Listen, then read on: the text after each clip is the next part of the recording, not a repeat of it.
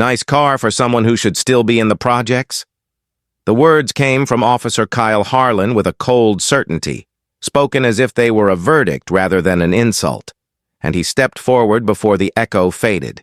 His boot struck Dr. Jamal Malik Kendrick in the side with a sharp, punishing force that folded him against the Tesla's doorframe, pain radiating through his ribs as humiliation washed over him in a single burning wave.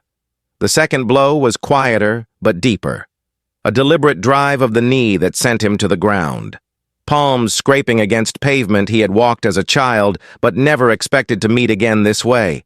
And in that exact moment, under the glare of blue lights, under the weight of a weaponized prejudice, the omniscient truth settled over the scene like a warning. This assault, these reckless seconds, would not end at the roadside. They would unravel the officer's entire life, destroy a hidden criminal empire, and trigger a response that no one in Chicago law enforcement could have ever imagined.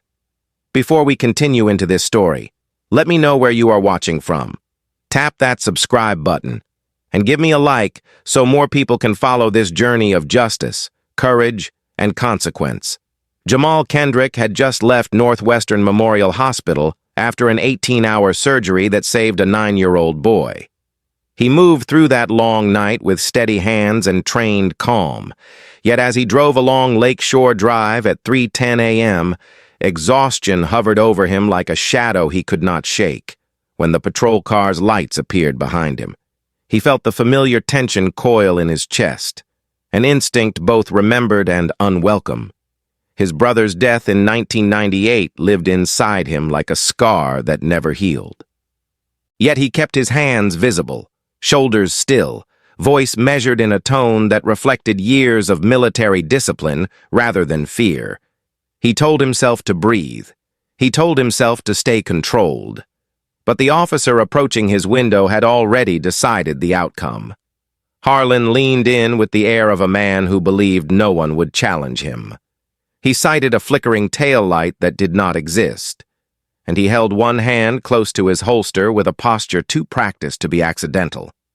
The omniscient eye saw more than the officer's hostility.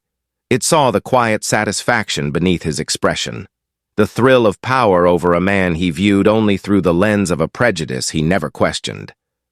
Jamal answered every request with calm clarity. But calm was not what Harlon wanted. He wanted dominance.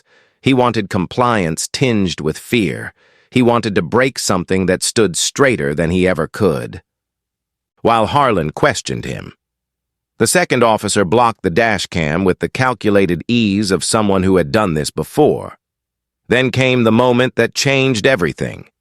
With a smooth, practiced movement, Harlon slipped a small plastic bag beneath the driver's seat, 20 grams of heroin, taken from a Chicago Police Department property room, marked in a way only a trained officer would recognize. It was meant to be evidence, a tool of control, an anchor for a case that would have destroyed the life of a man who had devoted his own to saving others. But far above the scene, on a 15th-floor balcony overlooking Lakeshore Drive, Mrs. Beatrice Monroe, a 72-year-old retired schoolteacher with a lifetime of instinct for injustice, held up her phone, steady, sharp, recording everything with a clarity that would soon reshape a city. She whispered to herself that truth mattered, and she kept the camera trained on the officers as if she had been waiting for this moment her entire life. When Harlon tightened the cuffs on Jamal's wrists, he did it with deliberate cruelty. The metal bit into soft tissue until blood appeared in thin, precise lines. Jamal felt the pain rise, but more than pain. He felt the weight of violation. He had stood on battlefields across the world, saving hostages, carrying wounded teammates, facing death with steady breath and a clear mind. Yet here, on his own city's streets, he felt a different kind of assault, an assault against identity, against dignity, against the life he had built with discipline and sacrifice. His silence in that instant was not fear. It was a choice. It was calculation. It was the voice of a man who had learned long ago that anger could be a weapon, but patience could be a strike far more devastating. Harlon leaned close enough that Jamal could smell alcohol on his breath. He whispered a slur meant to crush. Instead, it awakened something he could not have anticipated. Jamal lifted his eyes and met the officer's stare with a steadiness that unsettled the man who thought he held all the power. Then Jamal spoke with quiet certainty. "You just started a war you cannot win." Those words were not a threat. They were prophecy, because in that single sentence, the universe of this story shifted, at that hour, in a dark holding cell that awaited him. A chain of events had already begun. A Morse code message would soon travel through steel pipes. A name spoken across state lines would activate a protocol sealed by classification. A Black Hawk helicopter would cut through Chicago's noon sky within days. And every person involved in this moment, every officer, every conspirator, every silent witness inside the department, would face consequences far beyond anything they imagined. Harlon, flushed with the false victory of a man who believed he had secured another successful frame job, dragged Jamal toward the patrol car. His partner avoided eye contact. His breathing quickened with guilt he refused to name. But the omniscient truth watched them all with a calm that felt almost solemn, because justice, though delayed, was already in motion, and what began as a taillight stop would become a national reckoning. A city's hidden corruption was about to be revealed. A man who spent years saving strangers on operating tables and battlefields was about to confront his own fight for survival. And the officer who threw the first blow, the officer whose racist insult had shattered the night's quiet, would soon discover that his career, his freedom, and his legacy had all ended before dawn even broke over Lake Michigan. The holding cell was kept deliberately cold, a quiet tactic meant to weaken resolve. And Dr. Jamal Malik Kendrick felt the chill settle into his bones as the hours stretched without mercy.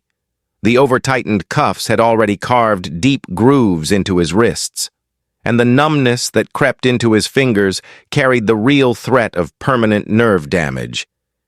Yet he remained steady, shoulders squared, breath controlled in the same measured rhythm he had used in combat zones where silence often meant survival. Officers passed by the small window in the steel door with casual indifference, each glance a reminder that the system around him believed it could break him by treating him as less than human. 14 hours had passed when Sophia arrived with their daughter, Maya. And for the first time that night, Jamal felt pain he could not hide. Maya's sobs shook her entire body as she pressed her hands to the glass, whispering, "Daddy, come home," while Sophia tried to stand firm despite the fear that trembled inside her. The sight struck deeper than the blows he had endured on the roadside. It pressed into him with a gravity that touched both past and present, reminding him of watching his own mother cry over a coffin draped in a flag after his brother's death in 1998. That memory lived in the marrow of his spirit, and it rose now with a quiet ache that sharpened into determination. Inside the station, not everyone turned away. Officer Maria Gonzalez, exhausted from a double shift, walked past the processing area just as she heard Harlon bragging in the break room. He spoke with pride, not shame, describing the arrest as a gift for Uncle Vic, and laughing about how the planted bag would keep their heroin pipeline safe from interference. His words carried no hesitation.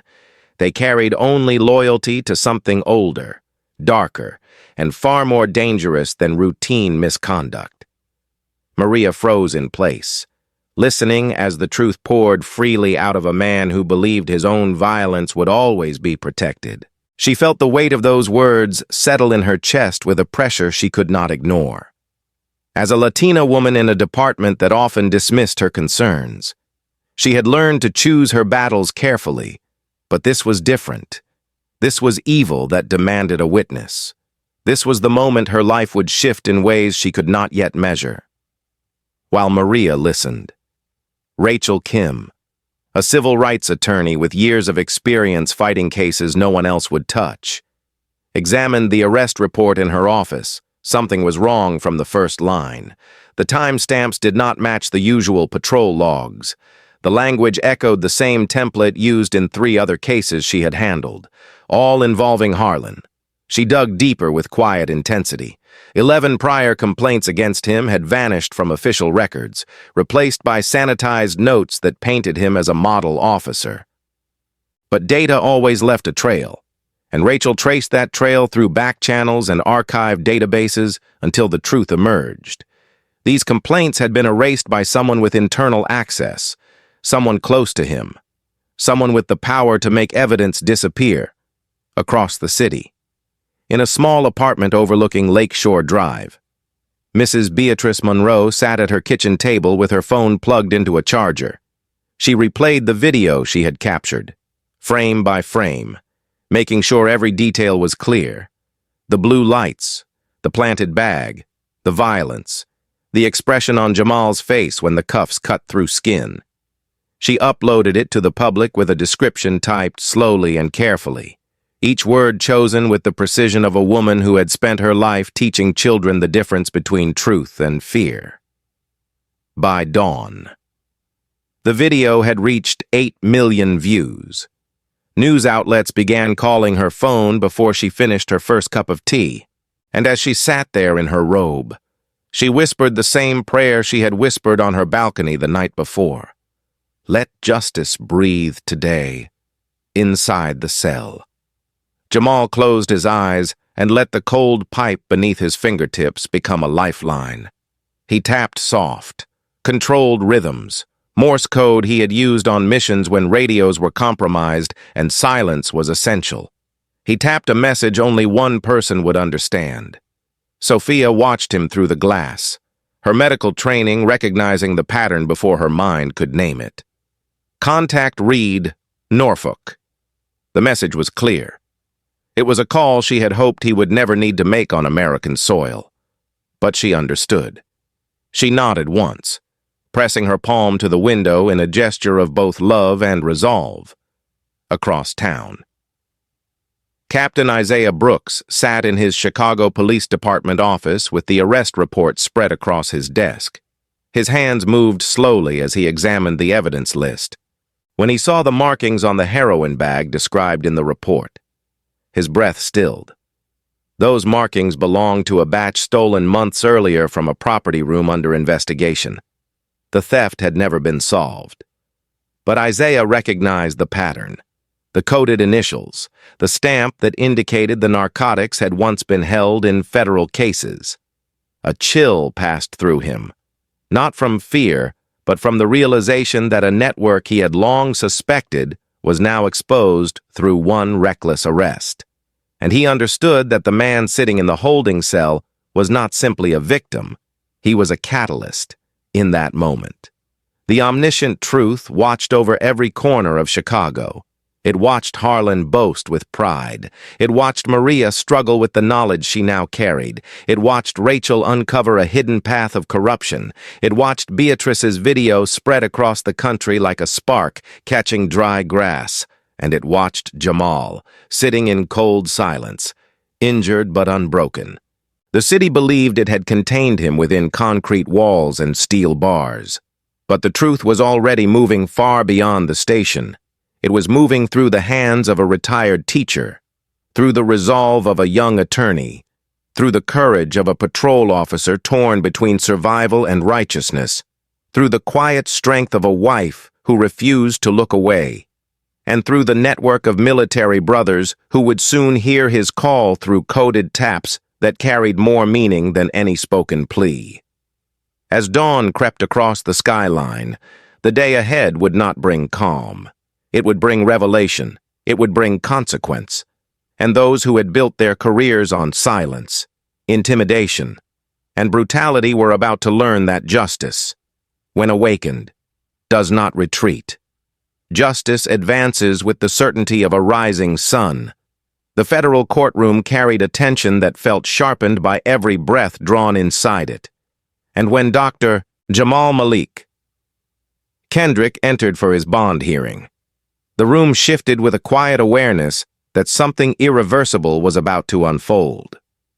He moved slowly, injured ribs aching beneath his hospital scrubs, wrists still marked by deep red grooves from the over-tightened cuffs. Rachel Kim stood beside him with calm resolve, her case files organized with the precision of someone who had already mapped the path to truth. Judge Helena Voss presided with an expression of practiced detachment, her tone crisp as she sustained the prosecution's objections before the questions were fully formed. Each ruling struck the air with finality, sending a message that this hearing was not designed to seek clarity. It was designed to preserve an illusion of authority, yet the omniscient truth settled above all of them like a silent observer, aware that control was slipping from the hands of those who believed they held it. When Rachel requested permission to play a piece of evidence the court would find materially exculpatory, the judge hesitated before nodding, and the moment Mrs. Beatrice Monroe's video appeared on the screen. Clear, steady, irrefutable. The courtroom exhaled as one. The footage played without commentary. The planted heroin, the blocked dash cam, the violent kick, the tightening of the cuffs. The slur whispered with calculated cruelty. Every detail that had been dismissed in the arrest report appeared in high definition, recorded by a retired schoolteacher who simply refused to look away. The prosecutor shifted uncomfortably. Spectators stared in stunned silence. Maya Kendrick, seated behind her mother, gripped Sophia's hand so tightly her knuckles blanched. Judge Voss leaned forward, and for a moment, just a moment, the mask of neutrality cracked. The truth on the screen allowed no refuge. It spoke with clarity no objection could silence. Officer Kyle Harlon sat at the defense table, jaw tight, eyes burning with a violent frustration that grew with every passing second. He had entered the courtroom with a swagger built from years of protected misconduct, but that confidence faltered as the recording showed him planting the bag under the seat when the video ended. The courtroom remained still. It was a silence so absolute it felt like a verdict. Rachel's voice cut through it with composed strength. "Your Honor, this is the man my client is accused of resisting." Her words were not shouted. They did not need to be. They landed with a weight that shifted the room's balance. Then, suddenly, the balance shattered. Harlan stood with a force that knocked his chair backward, the crash echoing off the marble walls. Rage consumed him with a speed that revealed years of buried hatred. He charged across the courtroom before the bailiffs could react, closing the distance between himself and Jamal in seconds. And then came the moment the nation would replay 1,000 times. With a violent cry, Harlan drove his boot into Jamal's chest, delivering a kick so brutal it lifted him off the ground and sent him crashing into the bench behind him.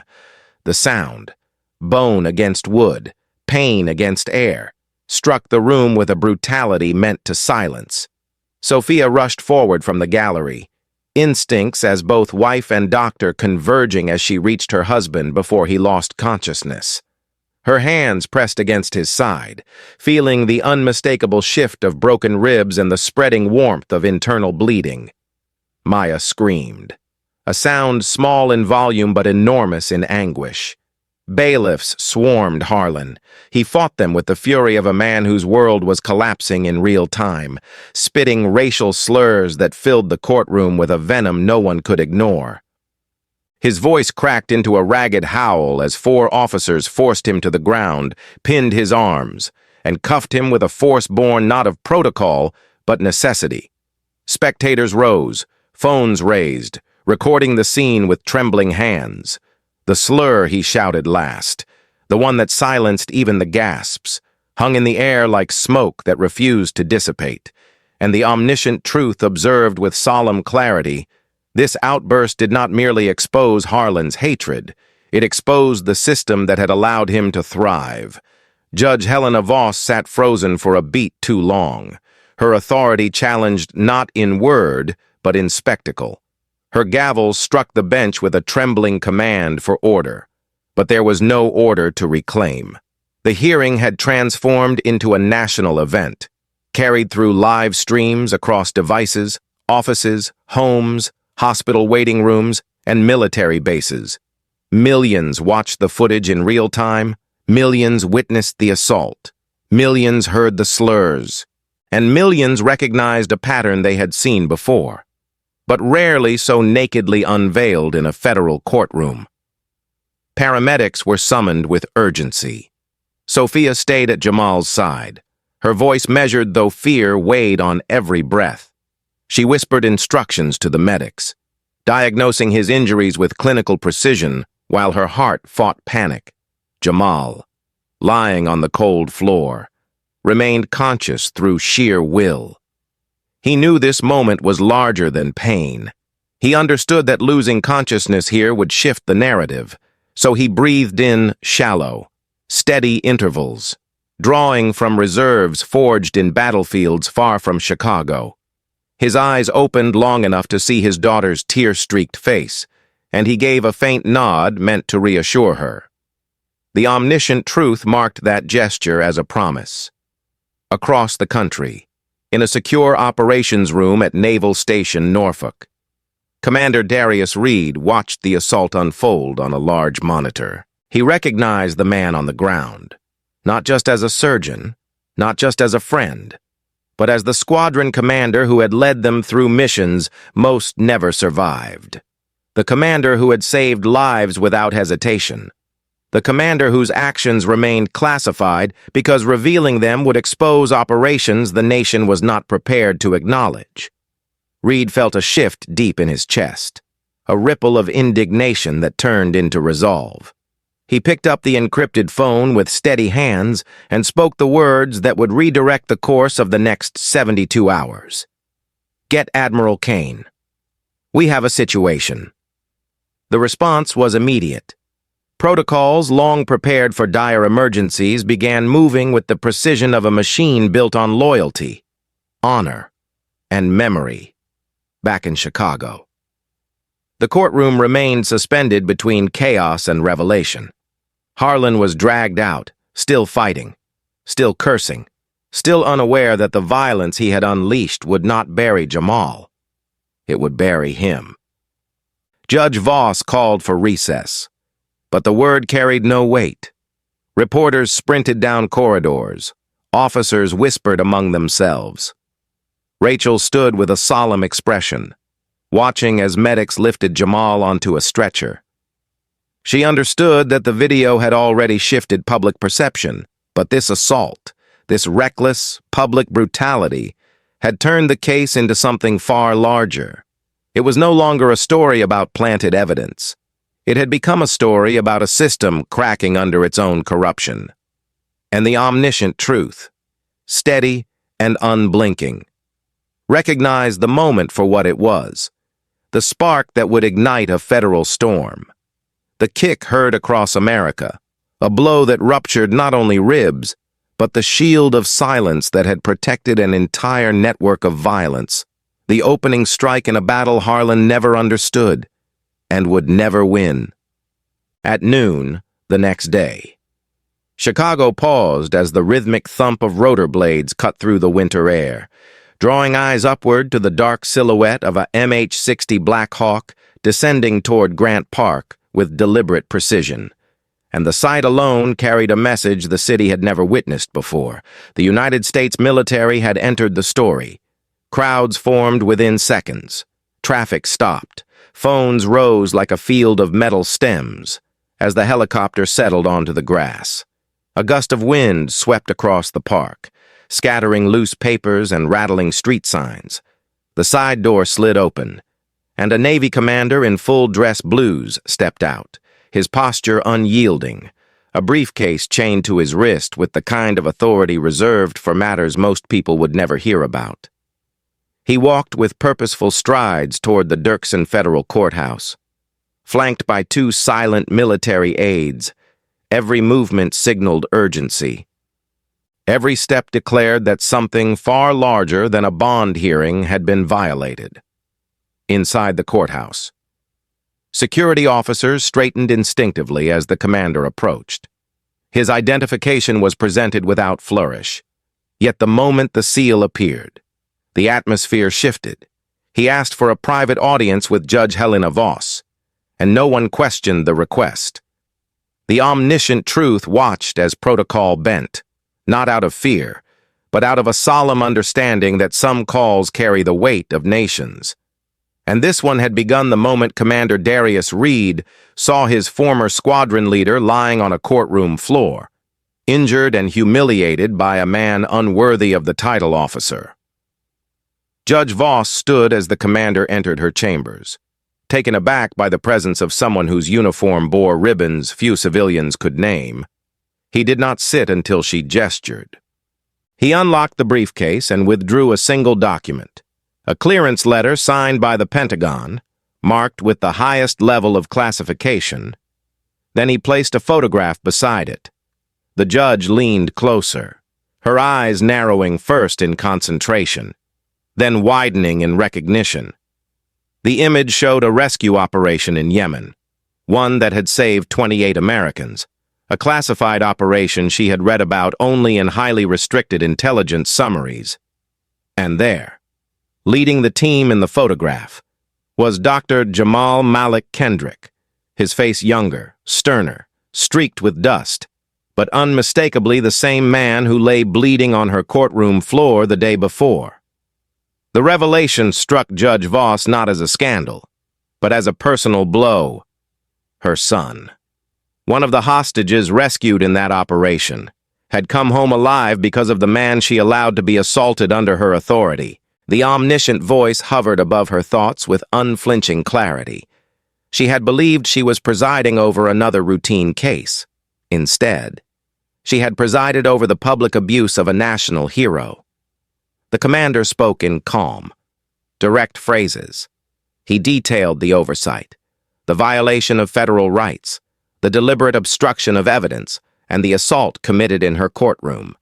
He delivered each fact without accusation, yet every sentence landed with the gravity of a verdict. Judge Voss listened with a mixture of disbelief and dawning responsibility. When he finished, she whispered, "My son is alive because of him." The commander nodded once, not to accept praise, but to acknowledge truth. Then he stated the Pentagon's position. The charges against Jamal Kendrick were illegitimate, unsupported by evidence, and rooted in misconduct. They must be dismissed with prejudice. Harlon must be remanded immediately on federal civil rights violations, and the court must act without delay. Judge Voss straightened, the decision forming not out of fear of the military, but out of recognition of her own duty, to the law, to the truth, and to the man she had failed to protect in her courtroom. Within minutes, she signed the order that dismissed all charges against Jamal and authorized Harlon's immediate arrest. The sound of her pen against paper became another turning point, another thread in a chain of events she could no longer contain. Outside the courthouse, a whisper moved through the crowd as word spread that the hearing had been closed for emergency proceedings. Reporters gathered near the steps, their cameras poised. When the commander emerged, he did not pause. He walked directly to the hospital wing where Jamal rested under observation for 2 cracked ribs and internal bleeding. Sophia sat at his bedside, exhaustion etched across her features, her hand resting gently over his. Maya curled against her mother, eyes half closed but watchful. The commander entered quietly. Jamal opened his eyes and recognized him instantly. No salute was exchanged, no formal greeting. Only a single nod between men who had survived battlefields where silence carried more meaning than ceremony. The commander spoke softly, informing him that the charges were gone, the case dismantled, the truth acknowledged at the highest level. Sophia exhaled with relief so profound it brought tears to her eyes. Maya leaned forward, her voice a whisper. "Is Daddy safe now?" The commander lowered himself to her height and answered with solemn honesty. "We will keep him safe, but the people who hurt him may try again." It was not a warning. It was a promise to act. That night, as Jamal was released from the hospital under protective detail, a black Suburban appeared in his rearview mirror. It did not weave or rush. It followed with the steady persistence of someone waiting for darkness to offer cover. Jamal recognized the pattern immediately. He had seen such tactics overseas, used by men who believed in shadows more than truth. He told Sophia to drive straight home with Maya. He stepped out of their vehicle 2 blocks early, allowing the streetlights to separate him from his family. The Suburban followed him. He did not run. He waited until they turned into an alley where the light thinned and silence thickened. 3 men stepped out, weapons concealed but intentions clear. Jamal drew on instincts honed through years of missions the public would never hear about. He disarmed the first man with a fluid motion, forcing his wrist downward until the weapon clattered to the ground. The second lunged. Jamal leveraged his own momentum against him and sent him to the pavement with precision. The third froze. Within seconds, Jamal zip-tied the first man's hands and retrieved his phone. One message was still glowing on the screen. It came from Commissioner Victor Harlon. "Finish the doctor tonight."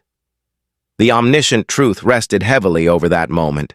Jamal had fought to save lives across oceans. Now he fought to protect his own within the streets of the city he served as a surgeon. The forces aligned against him were no longer isolated officers. They formed a network, a system, a hierarchy built on corruption that stretched far beyond a roadside stop. But now, the chain had broken. The commander had landed. The judge had acted. Evidence had surfaced, and the first soldier in this hidden war had fallen. What waited ahead was inevitable. A reckoning that would spread through every corner of the Chicago Police Department. Justice had begun its march, and it would not stop. Dawn broke over Chicago with an unfamiliar stillness. A quiet that felt less like peace and more like the deep breath a city takes before truth arrives with force. And that force came at 5:14 a.m. when unmarked black SUVs converged on Chicago Police Headquarters in a coordinated sweep that stunned even veteran officers. The FBI, armed with sealed warrants and escorted by federal marshals, entered the building with purposeful strides, announcing a new chapter in a story that had already fractured the illusion of departmental integrity. The omniscient truth watched from above as corridors once protected by silence now echoed with commands. Sealed evidence lockers were opened, and officers accustomed to operating in shadows scrambled for explanations that no longer mattered. Maria Gonzalez, pale but resolute, walked into the federal briefing room carrying a box of files she had collected for months, documents she risked her career to preserve. As she placed them on the table, the room shifted. She handed over logs of heroin shipments skimmed from Chicago Police Department narcotics seizures, marked with coded initials and protected by the quiet complicity of nearly 24 officers. These files contained the blueprint of an 18-officer drug pipeline running from South Side stash houses to Gold Coast distributors, all managed beneath the protection of Deputy Commissioner Victor Harlon. Her voice trembled as she spoke, but her testimony carried the weight of a truth long overdue.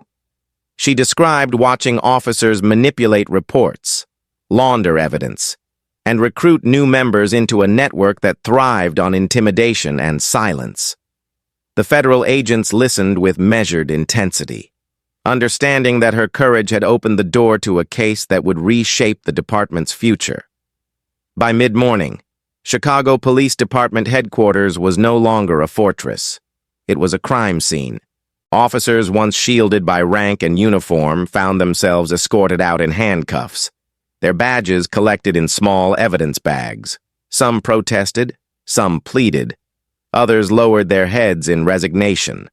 knowing the day they had whispered about for years had finally arrived, and at the center of the storm sat the man who had ignited the collapse. Officer Kyle Harlon, injured from the courtroom struggle, shackled at the wrists and ankles. He was transported to federal court for the first day of his civil rights trial. The courthouse that had once served as the stage for his violent outburst now became the arena of his reckoning. Spectators filled the pews, reporters lined the aisles, and the mood carried a solemnity normally reserved for historic rulings. The trial unfolded with precision. The prosecution opened with the video recorded by Mrs. Beatrice Monroe, which now held the status of a national emblem of courage.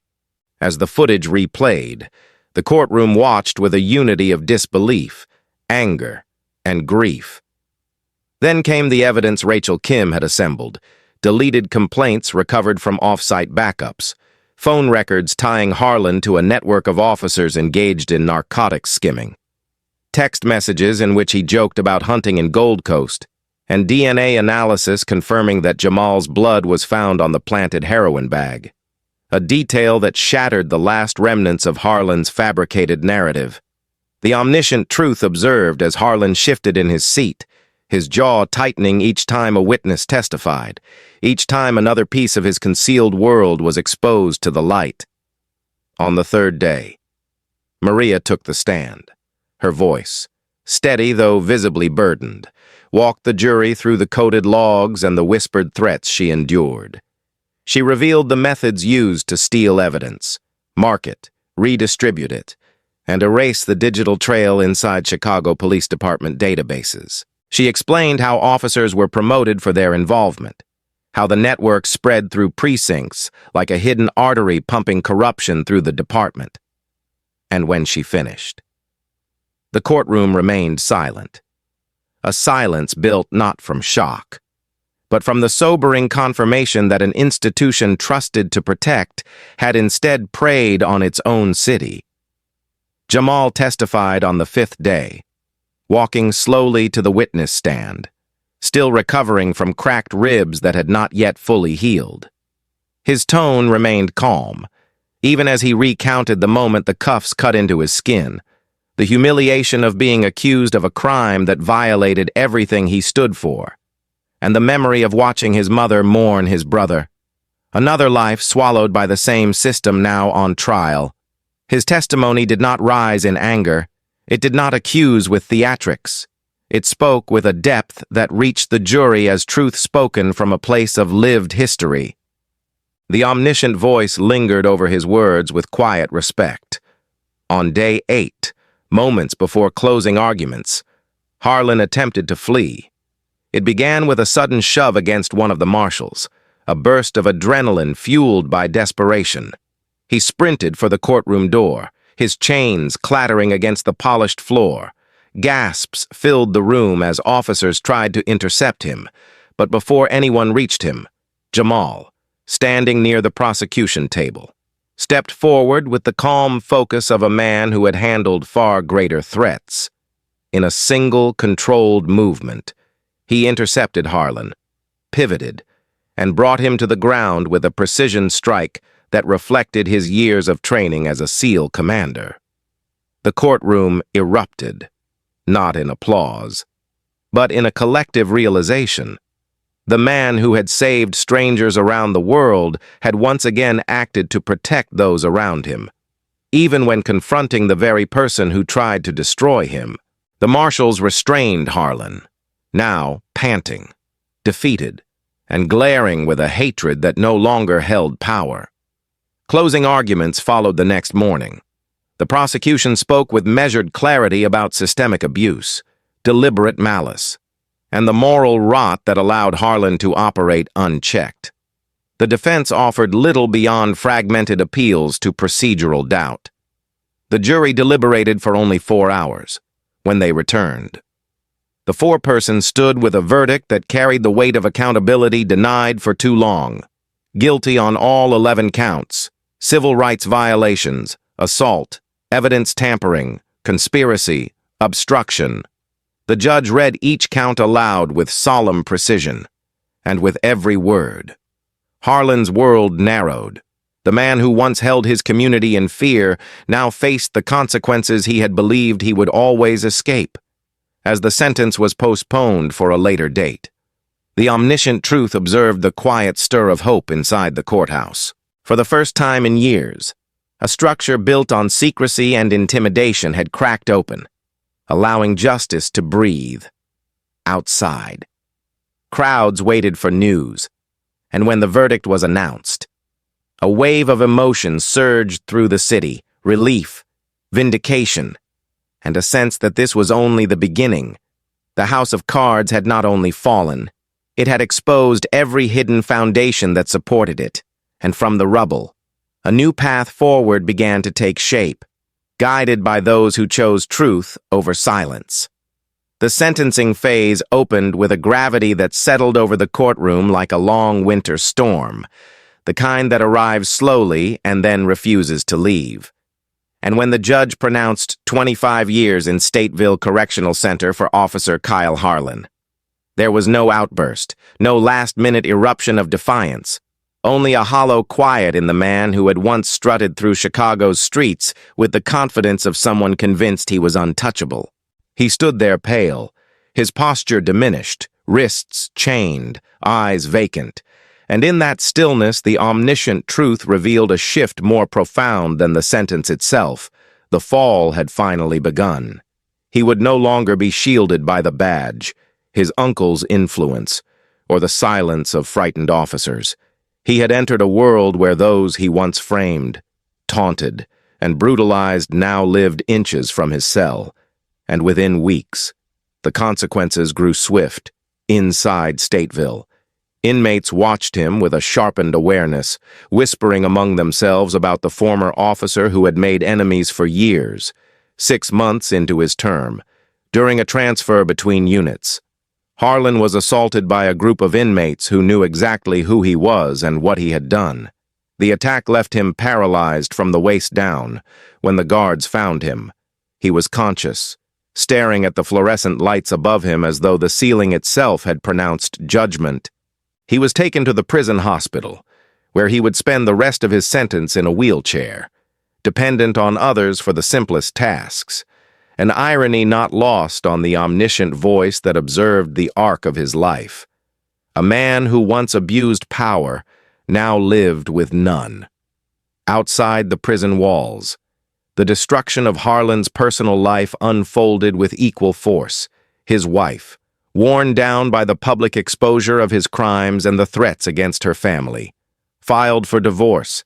Their teenage son, embarrassed and tormented by the backlash, changed his last name to escape the shadow of a man who had become synonymous with brutality. In the darkness of his cell, Harlon received the paperwork confirming the name change and stared at it for hours, unable to reconcile the boy he once held on his shoulders with the young man who now severed ties to everything they had been. The omniscient truth lingered over that moment not with cruelty, but with a sober understanding that some losses cut deeper than prison walls. Meanwhile, the federal investigation pushed upward through the hierarchy of the Chicago Police Department, and the pressure grew unbearable for Deputy Commissioner Victor Harlon, the architect of the heroin-skimming ring and the man who had protected his nephew with an entrenched network of favors, threats, and manipulated reports. As federal prosecutors prepared to indict him on charges of conspiracy, obstruction, racketeering, and civil rights violations, Victor faced a truth he had spent decades avoiding. The empire he built was collapsing.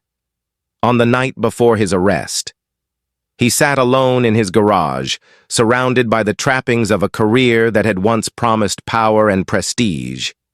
He read the indictment line by line, realizing there was no path forward that did not lead through disgrace.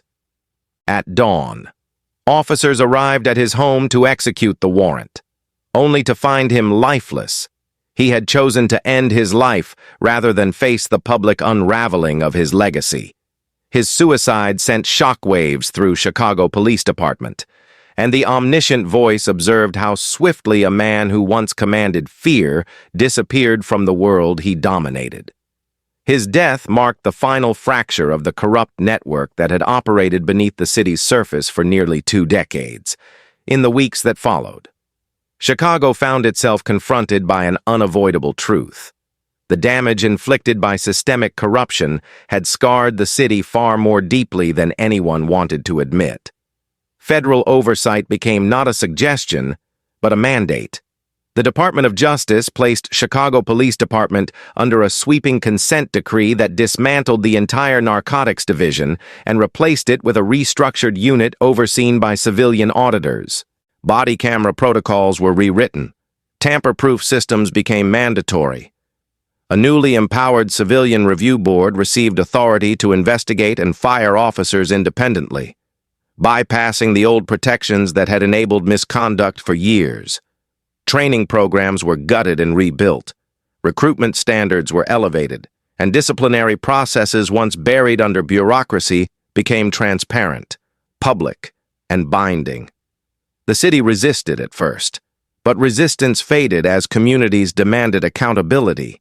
The omniscient truth recognized the transformation not as a simple reform, but as the beginning of a cultural reckoning, one that forced Chicago to confront its past and reimagine its future. Amid these upheavals, Dr. Jamal Malik Kendrick re-entered his life with deliberate steps, guided by a sense of duty that extended far beyond personal healing. Physically, he recovered slowly.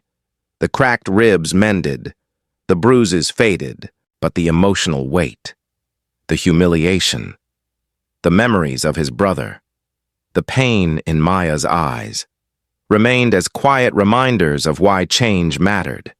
With Sophia's support and Rachel's counsel, he founded the Kendrick Justice Foundation, an organization devoted to empowering communities through legal education, supporting police whistleblowers, and providing medical and psychological care to victims of police violence. The foundation's first event drew hundreds, then thousands. Mothers who had lost children, fathers wrongfully imprisoned, officers who feared retaliation for speaking out, all found a voice through Jamal's leadership. He stood before them not as a doctor or a former SEAL commander, but as a man who had endured the system they were fighting to change. His presence carried authenticity, conviction, and a moral clarity that inspired trust. Meanwhile, Maria Gonzalez became one of the Foundation's earliest allies. Her testimony had risked her career and safety, but it had broken open a world of corruption and protected countless future victims. She joined Jamal at community forums, speaking about courage, ethics, and the cost of telling the truth. Her voice resonated deeply with young officers who wanted to serve with integrity. Captain Isaiah Brooks, once torn between loyalty and justice, now led internal reforms with renewed purpose, drawing strength from the realization that silence had sustained the very system he was sworn to correct. Yet for all the progress, the omniscient truth understood that justice always carries a price. Families of convicted officers suffered public shame. Communities once divided by fear now struggled with distrust as they rebuild relationships with law enforcement. And Jamal himself lived with the awareness that his ordeal would never fully disappear, but he refused to be defined by trauma. He allowed it instead to shape a mission that reached far beyond Chicago by the end of the year.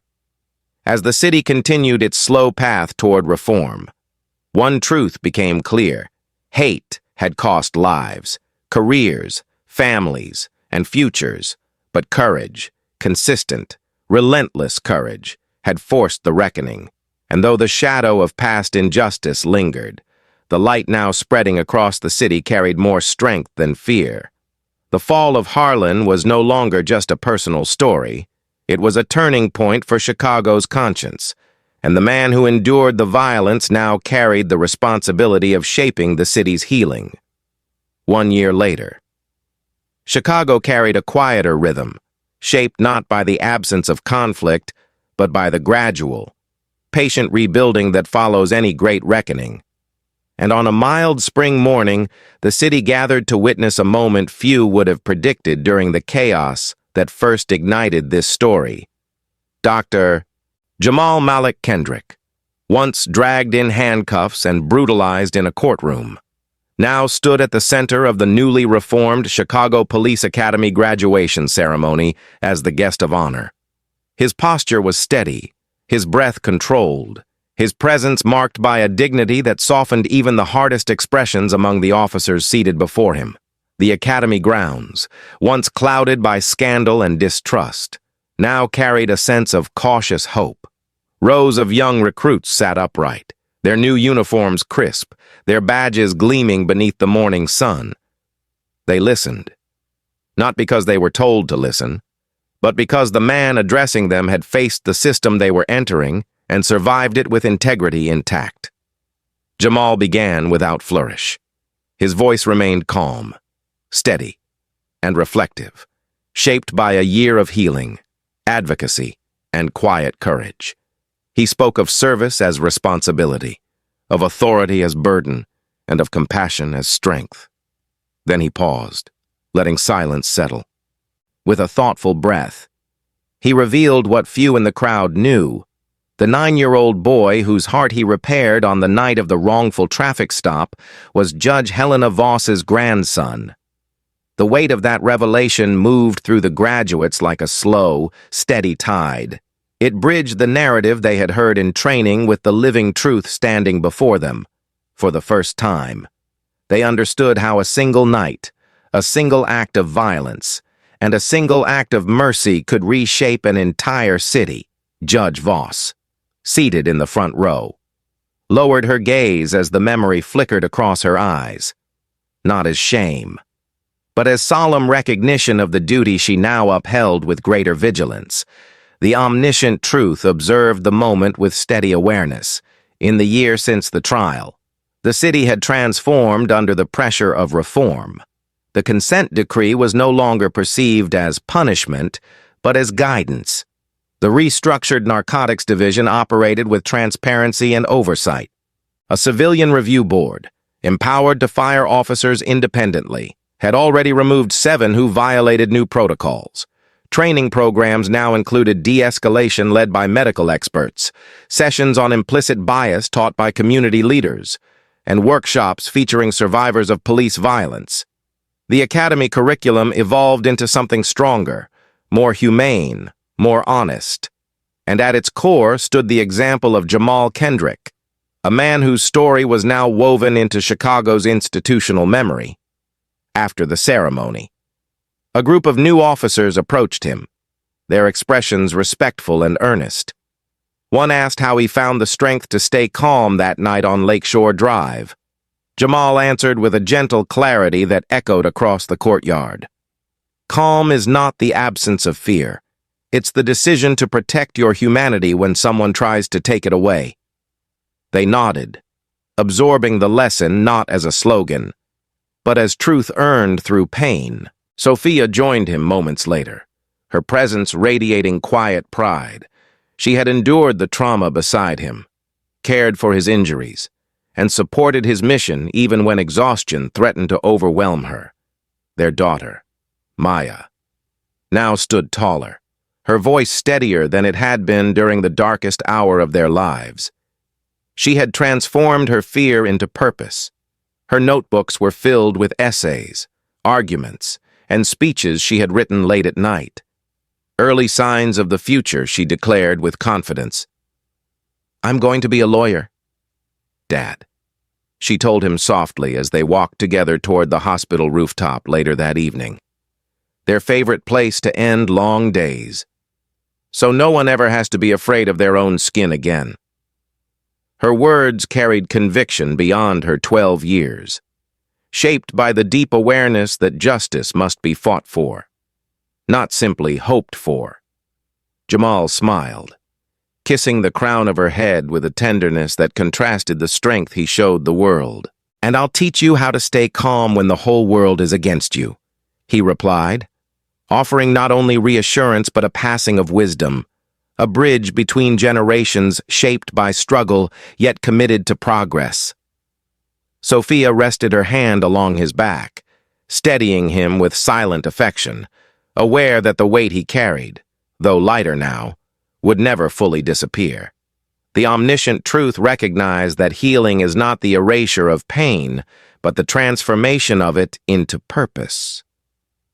As twilight settled over the city, they reached the rooftop of Northwestern Memorial Hospital. The skyline stretched before them, illuminated by the glow of evening lights, each window reflecting a different life unfolding below. The air carried the hint of lake wind, cool and crisp, brushing against their faces with gentle calm. From this height, the city looked peaceful, yet the memory of the past year remained vivid in Jamal's mind. The courtroom assault, the Black Hawk landing, the federal raids, the unraveling of a hidden empire of corruption, the trial that exposed everything, the sentencing, the suicide, the reforms, and the foundation he had built to ensure that no one else would walk the path he had been forced to walk. His journey had shifted from survival to leadership, and the city, once divided by fear, now looked toward him as a symbol of resilience and transformation. Sophia leaned into him. Maya wrapped her arms around his waist. Together, the three of them stood in silence, watching Chicago breathe beneath the deepening dusk. There were no sirens tonight, no shouts, no echoes of violence, only the calm rhythm of a city attempting to heal. And as they stood there, the omniscient truth settled over them with gentle certainty. Justice was not a single event, but a continuous commitment. It required vigilance, compassion, courage, and a willingness to confront the past without surrendering to it. Thank you for listening. If this story moved you, please subscribe, leave a like, and share it so more people can hear the truth.